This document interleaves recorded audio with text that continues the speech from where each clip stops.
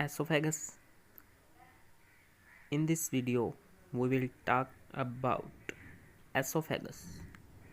So, the esophagus is a tubular structure about 10 in 25 centimeter, 10 inches long, that is continuous above with the laryngeal part of the pharynx opposite with the sixth cervical vertebra. It passes through the diaphragm at the level of the 10th thoracic vertebra to join the stomach. In the neck, the esophagus lies in front of the vertebral column. Laterally, it is related to the lobes of the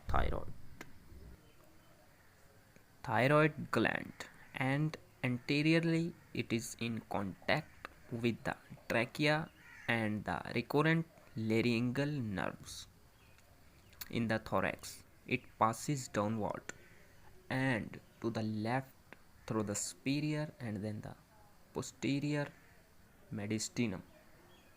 At the level of the sternal angle, the aortic arc pushes the esophagus over to the midline.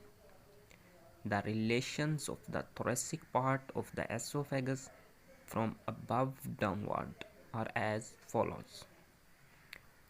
Anteriorly, the trachea and the left recurrent laryngeal nerve, the left principal bronchus, which constricts it, and the pericardium, which separates the esophagus from the left atrium. Posteriorly, the bodies of the thoracic vertebra, the thoracic duct, the azygos veins, the right posterior intercostal arteries, and its lower end, the descending thoracic aorta. Right side, the mediastinal pleura and the terminal part of the azygos vein. Left side, the left subclavian artery, the aortic arc, the thoracic duct, and the mediastinal pleura. So, inferiorly to the level of the roots of the lungs, the vagus nerves leave the pulmonary plexus and join the sympathetic nerves to form the esophageal plexus. The left vagus lies anterior to the esophagus and the right vagus lies posterior.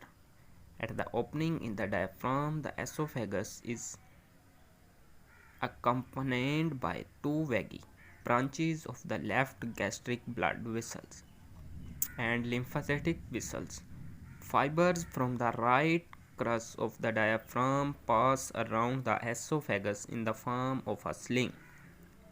In the abdomen, the esophagus descends for about 0.5 inches 1.3 centimeter and then enters the stomach.